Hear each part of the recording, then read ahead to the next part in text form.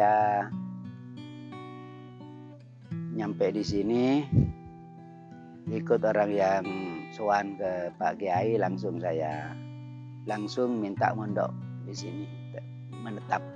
Saya tidak ingat tanggalnya, hanya harinya, hari Minggu. Tahunnya awal tahun 1962. Nyampe ke sini saya ada santri 3 orang, pamit kepada Pak Kiai, pulang dan tidak kembali lama.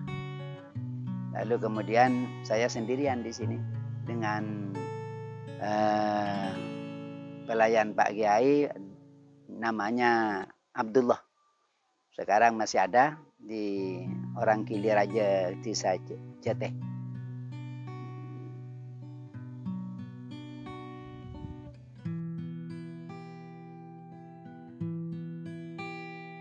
Sejarah berdirinya saya tidak tahu persis, hanya saya dengar juga dari santri senior, yaitu ke Abdul Azim, sekarang Haji Amin. Itu diperkirakan tahun 1948.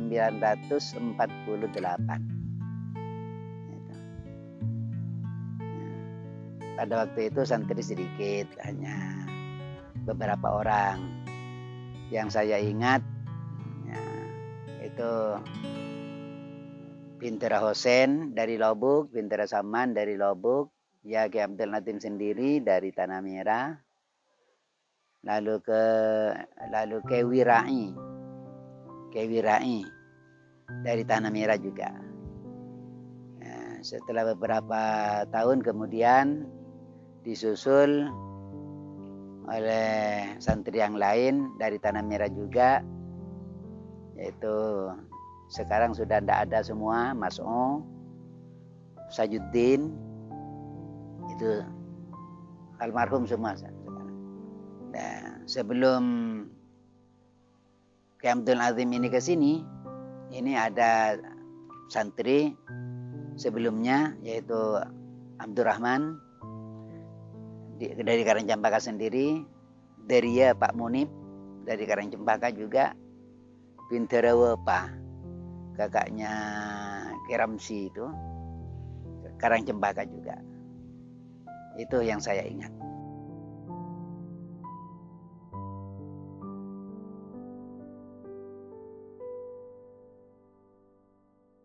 Pesantren Karangcempaka, ya, karena pesantren biasanya didukung oleh masyarakat, dan masyarakat pada waktu itu sangat rendah ekonominya karena tidak didukung dengan alat peralatan yang seperti sekarang. Nah itu, jadi tidak ada kendaraan, jadi dipikul sendiri dari ladang, dipikul sendiri dari menjual ke pasar pakai kuda. Nah, kelapa, jual kelapa ke pasar pakai kuda. Nah ya, dah pakai tenaga kuda, ada kendaraan, beda dengan sekarang. Jadi ekonomi sangat rendah, ekonomi masyarakat. Jadi juga imbasnya ya pesantren juga enggak begitu, ekonominya enggak begitu bagus. Secara geografis pesantren Karangcempaka ada di desa Karangcempaka, ke barat dari kecamatan Bulutoh, 3 km, diperkirakan 3 km dari Bulutoh.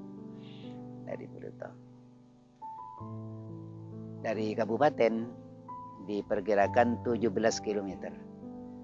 Pendidikan dan keagamaan sangat rendah, pendidikan masyarakat, sebab pada waktu itu tidak ada sekolah umum, tidak ada pesantren, hanya surau kecil, yang banyak surau kecil. Itu pun latar belakang pendidikan kiainya itu rendah, tidak ada yang mondok, jadi hanya entah belajar, pokoknya rendah, tidak. Jadi hanya pendidikan itu di surau kecil itu hanya Quran, tauhidnya, tauhid menghafalkan akaid yang 50, doa sembahyang sesudah belajar Al-Quran. Ya itu saja, tidak ada pelajaran yang lain. Tidak ada apa-apa. Mulai Kiai ke sini, pesantren mulai berdiri, Pak Kiai datang ke Karangcempaka. Lah ini mulai bangkit. Mulai ada pondok, ada santri yang mondok. Ada santri yang mondok. Tapi beberapa orang ya seperti tadi itu. Seperti tadi. Nah, itu lalu ada pengajian kitab kuning, kitab kuning. Pengajian kitab kuning. Nah, itu. Ya makin berkembang. Ya. Mulai ada punya Pak Kiai, mulai berkembang. Kalau sebelumnya tidak ada. Bahkan keadaan masyarakat ini primitif. Banyak yang banyak main judi, main sabung ayam,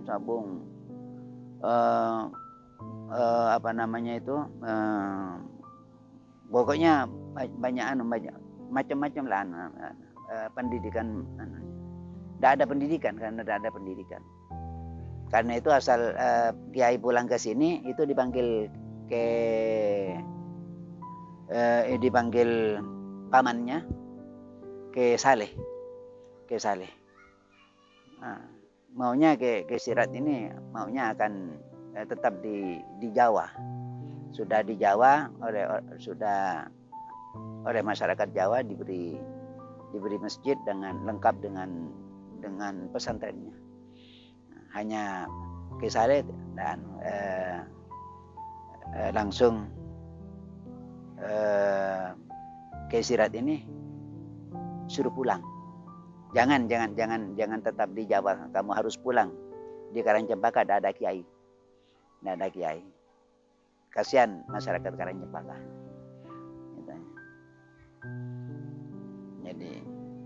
Jadi mulai kiai nyampe ke sini, nah itu berkembang pendidikan. Hanya non formal. Tidak seperti sekarang non formal. Jadi murid baru, murid lama itu kumpul ngaji bersama. Nanti ada santri baru ya ngaji melanjutkan sama dengan temannya yang lain. Namanya saja non formal. Ya, tidak ada absen, tidak ada dulu. Waktu saya nyampe ke sini tidak ada absen, tidak ada apa. Ya. Biasa ngaji seperti pertamanya memang seperti surau-surau yang lain di sekitarnya. Hanya ada tambahan pengajian kitab, sehingga banyak orang yang tertarik, sehingga banyak yang mondok. Tapi tidak seperti sekarang, mondok tidak seperti sekarang. Ya, waktu saya nyampe ke sini, pondok yang baik hanya 2 ruang. Itu cangkruan. Itu pun cangkruan, bukan tembok, cangkruan. Ya, pondok yang ditempati saya itu 2 lokal. 2 lokal kecil. Itu. Sekarang. Ya dulu. Ya, Pak Kiai itu ekonomi dari ekonomi Pak Kiai itu hanya dari ngobumbi. Ya, memelihara kambing. Saya yang muat dan Dullah. Sore pulang pagi ke sawah, kemudian diparani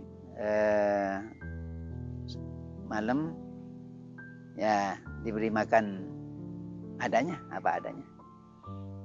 Jadi Pak Kiai itu ngobu kambing, memelihara kambing.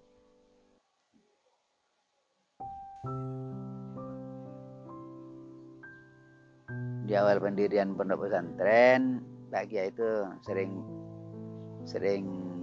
banyak apa namanya itu sering banyak sakit, jadi sering sakit, lebih banyak sakitnya daripada sehatnya Pak Kiai. Sehingga ya jadi sehingga kondisi santri itu naik turun. Jadi kalau sudah Kiai sakit, kurang sehat, itu kalau sudah sehat banyak lagi santri. Jadi pasang surut santri. Itu. Kemudian karena tambah tahun tambah banyak, Pak Kiai pindah ke sini, Sarakin, ke desa ini namanya Sarakin. Ya, hutan dulu di sini. Banyak tumbuh-tumbuhan besar, pohon nyamplong, pohon bambu, pohon kelapa. Nah ini. Jadi hanya tanah Pak Kiai di sini hanya dua bidang tanah, 2 petak, hanya 2 petak. Gitu. Jadi ini sedekahan dari Bu Suh. Ini dua petak ini, atas bawah. Hanya ini diratakan, yang tinggi diuruk ke yang rendah.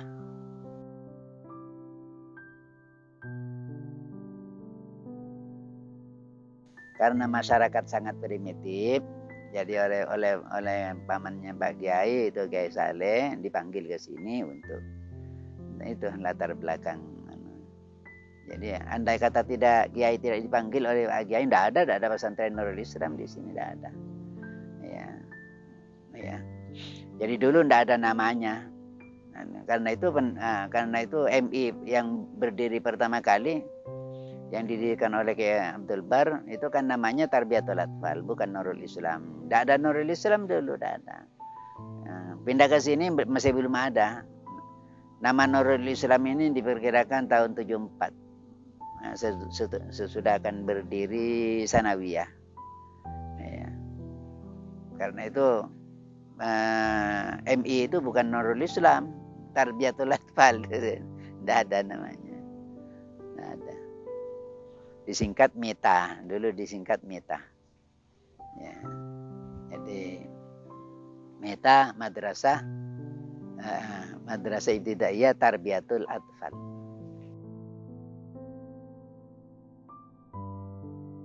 Itu yang memberi nama, yang punya inisiatif itu Kiai Hamdi, kakaknya Kiai Ramdan. Kiai Hamdi ini sudah saya kesini sudah ada di Golok-Golok. Sesudah di Golok-Golok langsung melanjutkan ke Pamekasan IAIN bersama Pak Muarif. Sekarang sudah almarhum Pak Muarif, bersama Pak Muarif Pamekasan. Nah, karena Kiai Hamdi ini sudah pendidikannya, latar belakang pendidikannya sudah dikatakan agak lumayan tinggi. Nah, itu sudah mengerti tentang organisasi, tentang ini Sanawiyah akan berdiri, merencanakan pendirian Sanawiyah, Madrasah Sanawiyah. Nah ini, jadi mengadakan urun rembuk dengan Abdul Bar, dengan masyarakat, dengan Pak Maujudi, Pak Judaidi itu, bapaknya Mu'tazi itu, bapaknya. Nah itu. Bagaimana kalau ini diberi nama Nurul Islam? Pesantren ini Sanawiyah dulu. Bagaimana kalau Sanawiyah ini diberi nama Nurul Islam? Kemudian bagaimana kalau kita mendirikan yayasan? Dan yayasannya juga beri nama Nurul Islam. Nanti kalau Aliyah berdiri, karena sesudah Sanawiyah kan masih belum ada Aliyah. Kalau sudah nanti Aliyah juga berdiri, ini juga beri nama Nurul Islam. Jadi diperkirakan 1974 diperkirakan. Itu. Karena MI ini kan 1966. Ya, Getul Baru. Pertama di barat ini pertama. Ya, pertama bangunan yang ada di barat ini. Lalu kemudian pindah ke timur. Nah, kemudian setelah di timur digusur karena sudah tidak layak pakai, pindah lagi ke barat. Nah, kemudian dibangun yang baru, MI yang baru.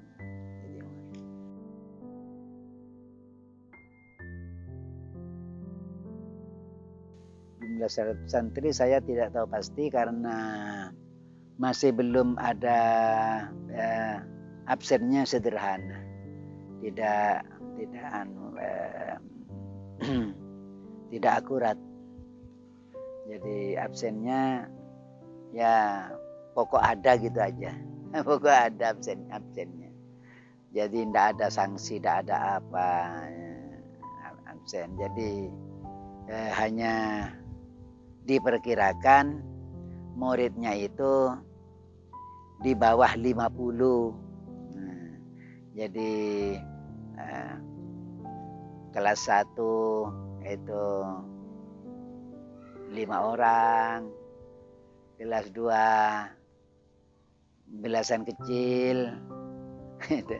Jadi enggak nyampe 50, di bawah 50. Nah, itu.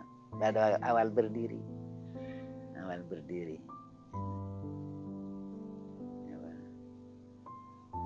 Kemudian berkembang. Nah itu sampai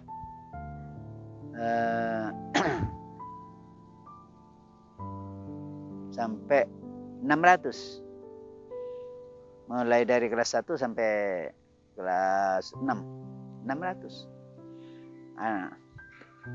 Jadi per kelas itu ABCD. Ya karena masyarakat memang haus kepada pendidikan. Nah itu.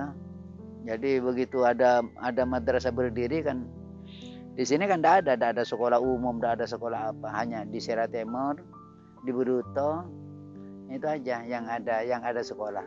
Jadi ada madrasah berduyun-duyun dari luar.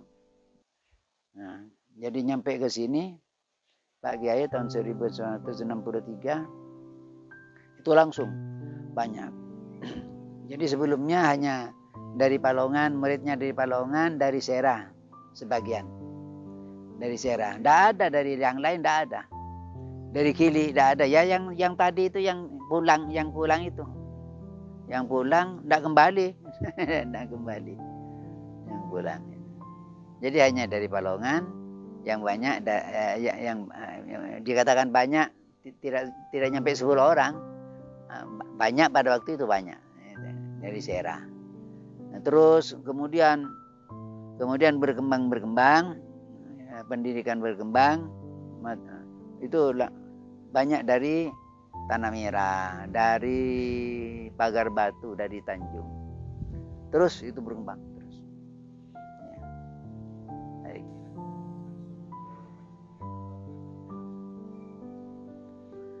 Ya biasanya Pak Kiai itu apabila sudah murok, ada pengajian itu lebih banyak ujangannya mengingatkan santri ya. Santri ya, perbaiki niatnya harus niat yang baik ya, untuk mencapai ridha Allah. Lalu kemudian harus jadi santri harus banyak berdoa agar supaya mendapat ilmu yang manfaat. Sebab ilmu yang manfaat itu katanya Pak Kiai, walaupun di pondok itu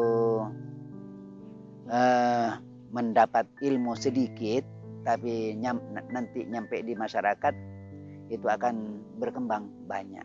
Nah itu kata Maduranya Pak Kiai itu, sehingga mendapat ilmu manfaat mengipun duk sakelan Bila dapat keluar teti sadupa atau berlebih. Tapi mun tak manfaat, pontuk ilmu na sadupa dapat ke masyarakat, bila terjun ke masyarakat pas kare sakelan bahkan habis. Itu katanya bagai seperti itu yang saya ingat, itu yang diingat oleh saya gitu. Nah, jadi sangat penting ilmu manfaat itu, sangat penting, sangat penting.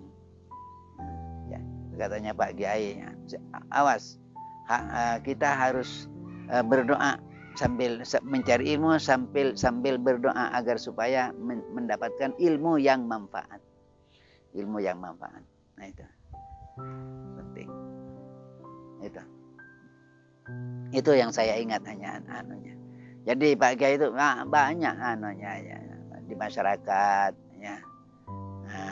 Bagaimana nanti kamu sebagai santri nanti setelah terjun di masyarakat supaya mengadakan ya ilmu yang ada, ilmu yang sudah diperoleh supaya ditular kembangkan kepada masyarakat walaupun sedikit pengetahuan yang sedikit dikembang tularkan kepada masyarakat. Ya mungkin berdasarkan hadis balighanni walau ayatan. Balighanni walau ayatan.